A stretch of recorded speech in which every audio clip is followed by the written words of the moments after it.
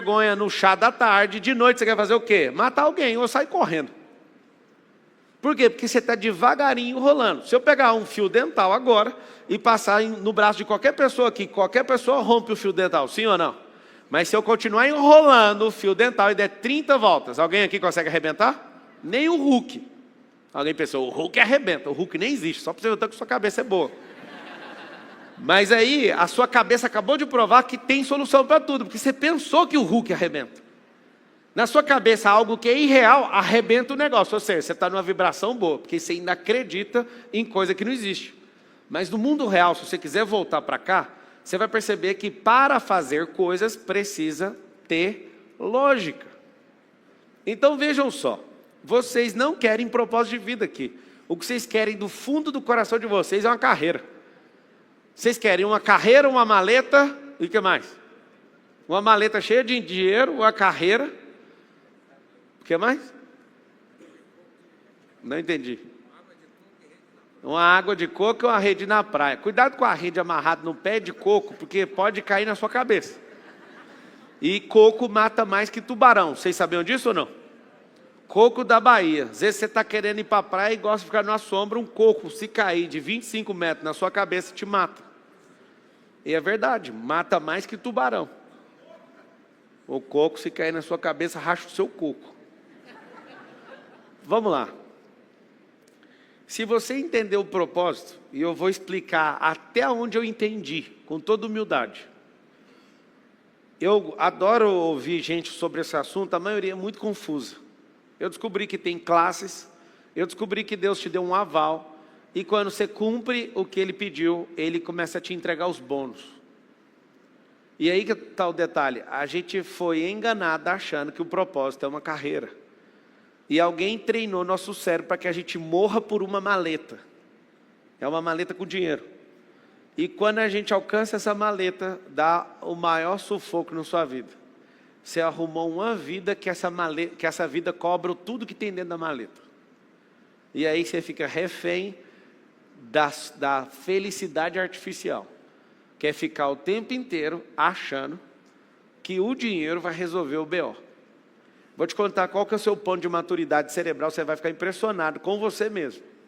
Você só vai viver naturalmente quando o seu cérebro terminar de fazer tudo que ele falou que vai fazer. E aí, descobrindo isso, alguns anos atrás, eu parei de sonhar com qualquer coisa. Por quê? Porque se você está num ambiente, você sonha em comprar um negócio que você não dá conta e trabalha para aquela coisa, você vai ficar extremamente materialista com aquilo. E na verdade você tinha que estar expandindo a sua cabeça. Você tinha que estar olhando para você de forma diferente. Porque alguém pode até resetar seu dinheiro, tirar todo o seu dinheiro. Mas se você continua crescendo, você vai ser visto por mais gente, vai comunicar com mais gente e vai levar a vida para mais pessoas. Eu não sei se você entende essa pequena diferença. A gente foi doutrinado a sonhar com coisas. Tem os perfis da sociedade. Alguns aqui estão nesses primeiros perfis. Primeiro de todos, é não sonhar com nada, quem já desistiu. Isso é terrível. Quando uma pessoa está desse jeito, o que tira ela de lá é sonhar. Então ela precisa sonhar. Quando você começa a sonhar, olha que interessante, quando você começa a sonhar, vamos pensar num bebê. O bebê, você acha que ele sonha com alguma coisa? Com nada. Doeu o intestino, ele chora até o 3º mês. O bebê, ele chora, o formato da boca determina o que ele quer. Quando ele sente que está com um BOzinho aqui dentro, a boca dele ficou ovular. Eu estudei isso, porque eu tenho 4 filhos, e eu falava, por que todo choro é igual? Aí uma musicista americana, com a habilidade dela musical, ela começou a olhar para a criança e falar, o formato da boca determina o tipo de choro. O choro tem o mesmo tom, do mesmo jeito, mas, Fogaça, o formato da boca mostra se é frio, se é medo ou se é fome. Eu fiquei louco com isso. Testei com o Lourenço, funcionou, com o Beijo, funcionou. Depois os outros se cria sozinho. Mas os dois funcionaram. O que acontece? Quando eu percebi que a criança ela só está com frio, ou está sentindo sozinha, ou ela está com fome, aquilo me impressionou. A criança não ficava sonhando com um prato de comida ou uma mamadeira grande. Quem que ensinou a gente a sonhar? Os sonhadores. E tem que sonhar. Só que isso é uma fase na sua vida. Quando eu não sonho, eu dependo 100% dos outros. E quem já sonhou e desistiu de tudo, ele está num nível ruim. Ele não tem que dar um downgrade na vida, ele tem que crescer. Aí, a fase de sonhar, eu sonho, mas eu não tenho que colocar toda a minha atenção nessa coisa. Porque se eu fizer isso, vai acontecer algo terrível comigo. Eu vou pegar 37 trilhões de células, 86 bilhões de neurônios e vou querer trocar no assaveiro. Quem já foi pobre aqui sabe o que era assaveiro no passado. Quem é mais antigo aqui, não preciso falar a idade, você mesmo vai saber. Se você rir, você sabe que você é dessa era. Del Rey Guia. Tem a galera de 1990 para cá que nasceu de 90 para cá já não sabe. Tinha que ter nascido um pouquinho antes para ter visto o tanto que aqueles caras que andavam com aqueles relógios assim, ó, virado ao contrário. Pegar as calças bege e aquelas conversas. E aí o relógio sempre virado para baixo. É a galera do Del Rey. Tem a galera do Opala, tem a galera dos Ômegas. Ou seja, a pessoa ela sonhava com algo, ela dava tudo que ela tinha. Quando você é criança, você sonha demais. Quando você está adulto, você tem que acordar. Você tem que ter planos. É aí que está uma pequena diferença. As pessoas que continuam sonhando com 30, 40, 50 anos, elas vão dar tudo que elas têm para concretizar algo que, na hora que acontecer, ela não vai sentir mais nada por aquilo. E vai ser terrível. Vai ser terrível. Agora, por que a gente não pega um negócio que é ultramilenar, que fala o seguinte: se você honra com pouco, você vai ser colocado no muito. Ao invés de sonhar, o sonhar é um nível emocional. Eu saio desse nível e vou para o plano. Eu vou colocar objetivos. Eu vou falar coisas tão malucas agora que alguns cérebros não vão funcionar adequadamente. Eu estou falando para você ter plano e o plano precisa ser rasgado logo em seguida. Isso não é chocante para alguns, não? Tenha um plano, porém, rasgue no percurso. Deu um trem ruim aí, não deu? Você mandou ter um plano, agora você mandou rasgar, agora instala o driver na sua cabeça. Fala assim, um plano é um rumo e não um destino. Por exemplo, meu plano nunca deu certo. Nunca. Nunca. Graças a Deus. Piorou tudo há 20 anos atrás. Agora vai comemorar 13 anos que eu fiz isso. Eu fiz um pacto com Deus. E não funcionou do dia para a noite, né? Você vai construir um muro, você começa construindo para baixo, ninguém vê nada. Quando você termina o muro, faz as amarrações, a base, o baldrame, você faz, dependendo do tamanho do muro, você faz a sapata desse muro, você vai fazendo ele direitinho, mas até chegar no solo ninguém viu nada. Eu fiz realmente um pacto com Deus e falei, eu vou fazer o que você quer e não vou fazer nada do que eu quero. Se você perguntasse para mim, qual que era meu propósito de vida? Ser o melhor advogado do Brasil, ser delegado federal, ser juiz, ser promotor de evento. Se eu fosse seguir o que meu pai queria, ser médico, ser advogado no Tocantins, até hoje eu não perguntei por quê. É uma série de coisas. Só que eu fiz um pacto. Falei, ó, daqui para frente, talvez eu chame você para fazer esse pacto hoje ou amanhã. Se você fizer, acabou o jogo. Enquanto você entende que é você que governa 100% de tudo, você vai ficar sonhando com coisas. E eu falo para todo mundo, quando alguém fala, você investiria no meu sonho? Eu falei, eu acho que você tem cara de pesadelo. Segundo, eu não consigo entrar dentro do seu sonho, porque você está dormindo. Alguém aqui dá conta de entrar no sonho do outro? Mas tem gente que já sonhou comigo aqui, sim ou não? É claro que já. Tem um negócio nas nuvens que a gente põe tráfego pago para entrar no sonho das pessoas. Depois eu estou avisando, eu já te falei que tem como entrar lá. Como é que entra lá? É só pegar o que está escrito em Eclesiastes.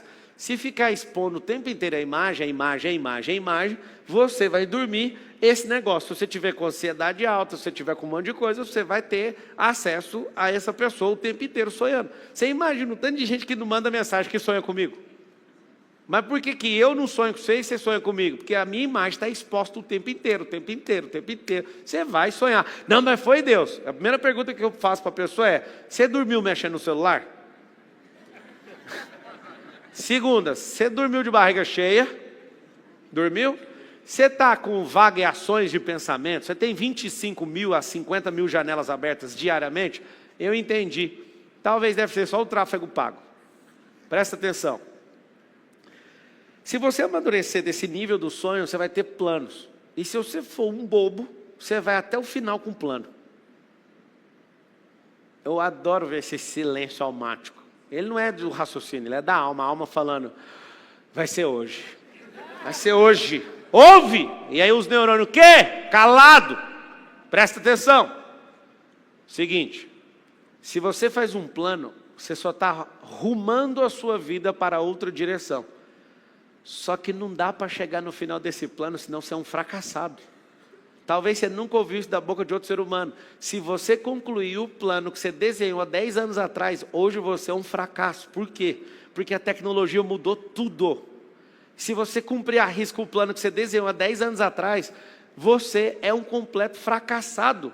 Porque em 10 anos, o que mudou de algoritmo, o que mudou de IA, o que mudou de ferramenta, o que mudou da atenção, a economia mudou, a economia da atenção hoje. Se você cumprisse o plano que você desenhou há 10 anos atrás, que não tinha nada disso previsto, o seu plano é um pesadelo. Vocês começaram a entender por que não dá para concluir o plano? Porque eu nunca consegui nem prever o que aconteceu até agora. Eu falava com toda a minha capacidade, eu vou faturar 20 milhões esse ano, eu faturava 70. Eu vou faturar 100, faturava 800 milhões. Eu falava, mas que merda é essa? O plano é para sair. Todo mundo repetindo, fala assim, o plano é para sair, nunca para chegar.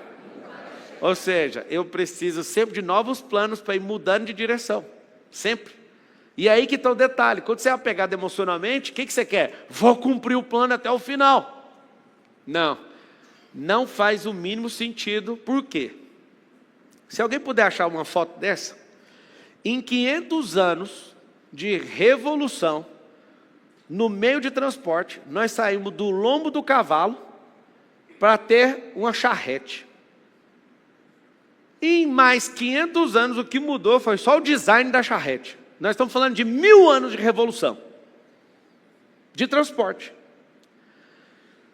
Nós ficamos 500 anos para sair do lombo seco, aí foi mudando, colocaram um tecido, aí colocaram um arreio, e depois colocaram um negócio com roda, e depois a gente foi cangando boi, foi cangando tudo.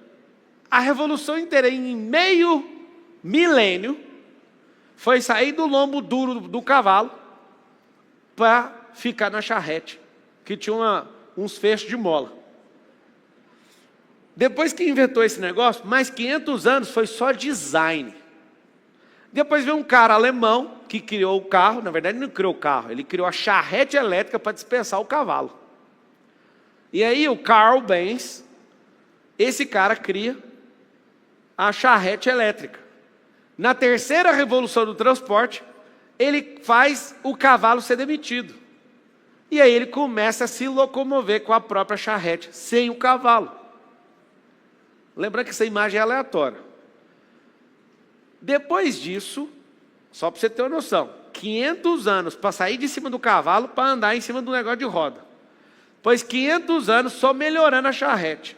Depois, vamos tirar o cavalo. Depois que tira o cavalo, a gente não ficou mais 500 anos para mudar. A gente não ficou mais 100 anos para mudar. A gente começou a mudar de 10 em 10 anos.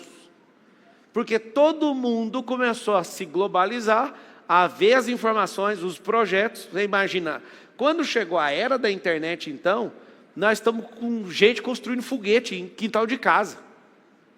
Nossa geração, tem um lugar que eu quero ir, chama Oshkosh, no Canadá, nos Estados Unidos, na divisa com o Canadá. Lá tem uma feira de aviação. E vão 10 mil proprietários de aeronave. Só que não vai 10 mil pessoas, vai 10 mil, são 10 mil aviões nessa feira. Então é a coisa mais assustadora só para você chegar. Se você errar o que o controle manda você fazer, você volta para o final da fila e fica 3 horas no ar. Imagina que é 10 mil aviões, os donos dos aviões chegando com seus aviões numa feira. Aí o que tem de avião? Sabe qual é a informação mais assustadora? Dos 10 mil, 2 mil aviões foram feitos dentro da garagem da casa da pessoa. Isso é coisa de americano. Você conhece alguém? Você tem algum conhecido que construiu um avião na própria casa? Essa expressão do americano do faça você mesmo é muito forte. A gente é desenrolado também, só que a gente tem medo de fazer projeto de avião. Tem medo de fazer foguete, a gente tem medo de fazer um monte de coisa. Mas não é põe fogo nos balões aí, vai subindo aí, queimando tudo, as florestas. Nós estamos começando. O que acontece? Você imagina o que é você ir numa feira onde tem um monte de avião, nunca foi visto em lugar nenhum, porque o cara desenhou o projeto, o cara montou a fuselagem, o cara comprou, fez a motorização dele, criou tudo, e ele tem coragem de dirigir, de pilotar o próprio avião. 500 anos para sair do lombo do cavalo, depois 500 anos melhorando uma charrete, depois, em 100 anos, vamos abandonar o cavalo, e depois, de 10 em 10 anos, mudando, e hoje a gente tem carros que valem milhões de reais para fazer a mesma coisa. Uma Bugatti Chiron, por exemplo, pega 414 km por hora. Você não conhece ninguém aqui no Brasil que tem umas duas aqui no Brasil inteiro. Uma pessoa deve valer uns 70 milhões de reais um carro desse. A revolução disso é tão absurda que o meio de transporte não parou no carro. O meio de transporte virou avião, essa aviação de hoje é de 1940, a comercial de 1970. Então, para você ver o tanto que a gente parou de... Cadê, né? Alguma coisa. Escreve. Tem como... Eu sei que vai parecer idiota, deixa eu ver se eu falo. É porque gente normal me incomoda, esse cheiro de gente normal. É um cheiro de dúvida, é um cheiro de não creio, é um cheiro de... Tem nada a ver com o seu desodorante Axe, não é isso não. Axé. Não é o cheiro do perfume, não. É o cheiro do seu neurônio falando, nem vou trabalhar hoje. Hoje eu estou de folga. Tem como teletransportar. Tem como voltar no tempo, tem como acelerar no tempo. Vocês viram aquela capa da revista The Economist? Vocês viram ou não? Tudo o que está acontecendo no mundo está na capa da revista, desde o ano passado. Você fez um podcast? Eu fiz um podcast, mostrei um pedaço. Aí você fala, você acha que tudo é armado? Não. Tem gente que consegue prever o futuro. E tem gente que, sabendo o que vai acontecer, facilita para o futuro acontecer. Você acha que a Bíblia proíbe bruxaria, feitiçaria, coisa de vidente? Por que a Bíblia proíbe se não existe? É óbvio que se ela proíbe é porque existe. Tem gente com acesso à informação do futuro com tranquilidade. Eu não sei se vocês sabem, mas trabalhar aquilo que Deus colocou dentro de você já te dá uma previsibilidade. Qualquer pessoa... Essa capa dessa revista aí, ó. Essa capa dessa revista, ela é um relógio. De mês a mês está acontecendo tudo. De mês a mês está acontecendo tudo. Tem algumas pessoas andando ali, vai ter uma prisão de um comunista violento. Vai ter uma prisão, já teve de um, né? Que é da Venezuela, vai ter mais um. Glória a Deus, né, irmão? Ali, ó, em junho, não teve o terremoto? Terremoto, tem uma coisa massa ali, ó, tem uma taça de vinho virada de cabeça para baixo. A seleção da Venezuela é conhecida como vinho tinto. E aí lá teve um terremoto, a revista, todos os acontecimentos estão na capa da revista. Quem são esses caras? As famílias mais poderosas do mundo controlam essa revista e eles mandam recado para todo mundo. Antes o que era ultra secreto, hoje é só discreto. Mas como todo mundo não tem nada o que fazer e ficar só olhando as coisas que postam na internet, a gente fica olhando para isso e fala, tem um trem errado. Ali está o bolo de 250 anos que está cortado, está aparecendo só 50, que é a data de aniversário dos Estados Unidos. A luta que aconteceu agora em junho, a Copa do Mundo, provavelmente a seleção vermelha que vai ganhar a Copa do Mundo. O que você quer dizer com isso? Nada. Estou torcendo para o Brasil. É a mesma coisa. Está previsto para você continuar pobre, infeliz. Alguém previu isso. Agora, Deus que chamou você para isso, é só você quebrar a vibração. Mas é muito estranho, porque naqueles caras lutando ali, os caras de vermelho, igualzinho está no desenho, ganharam lá na Casa Branca. E se você pegar e começar a olhar cada coisinha, eu não vou ficar falando demais para não ficar sendo responsável por liderar os doidinhos. Porque se eu falo de física quântica, os doidinhos já ficam no meu vácuo. Eu nem gosto de usar esse nome. Eu falo metafísica para ninguém me rastrear. Mas se você começar a perceber o poder que existe na tal da vibração, e você parar de ser bobo, sonhador, com coisa que nem existe, você vai assumir uma realidade. Isso aqui é recado para todo mundo? Mas você acredita que o negócio é armado? Verdadeiramente não acredito nessa armação. A maioria faz tudo sem saber o que está fazendo. Eu acredito que nós vivemos num estado, estou falando de estado, governo não, no status, onde a maioria está configurado para dar um resultado e vai dar exatamente o resultado que você foi configurado. Foi configurado para ser escravo. Vai continuar escravo.